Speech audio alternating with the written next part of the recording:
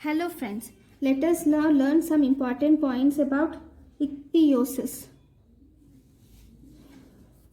Icthyosis have several dryness and fish-like scale. This is of three types. We have icthyosis vulgaris, which is most common, and we have X-linked icthyosis, and we also have lamellar icthyosis. This icthyosis vulgaris is most common autosomal dominant. It is obviously X-linked icthyosis is X-linked, whereas lamellar icthyosis is autosomal recessive.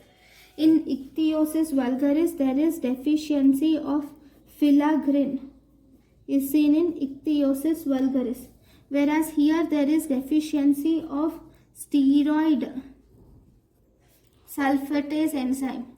Deficiency of steroid sulfatase enzyme is seen in X-linked icthyosis.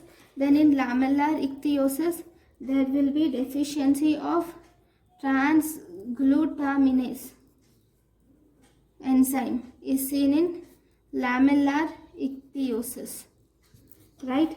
Then if here in lamellar ichthyosis whole body is involved, then we call it as colloidal membrane.